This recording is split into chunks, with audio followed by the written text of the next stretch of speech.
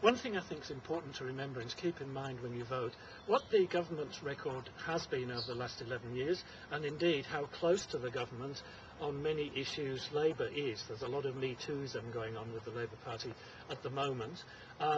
I'd also like you to remember that our local member, the Nationals Party, Kay Hull, is a member of that government, so she has really been complicit in these things the government has been up to over the last 11 years, and some of them aren't very nice at all.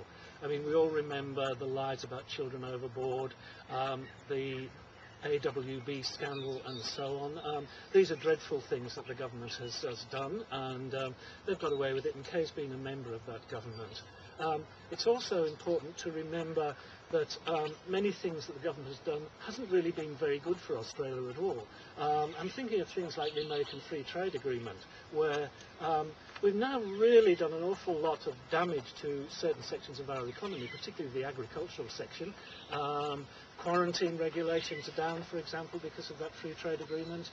American food can come in here, and so on. And I don't think the irrigators of the MIA will be very happy when they see American grapes in the supermarket, as you can do at the moment. Another aspect of our relationship with America that I'm very, very concerned about is the way we followed America into the war on Iraq. The government again deceived us with their lies about weapons of mass destruction. Strange, isn't it, that myself and my friends didn't believe those weapons of mass destruction were there, yet Howard had the gall to pretend that they were, to take us into a quite indefensible war. Other ways I think Howard sold out the national interest to the Americans is things like the purchase of absolutely inappropriate military equipment that can't just be justified.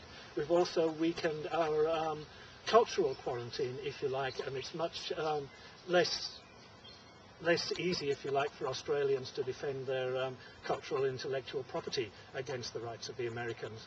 We've also weakened our blood quarantine, and American plasma can now come easily into Australia, and I don't think anybody would really want to trust the Americans' regulations on blood supplies, yet we're stuck with them.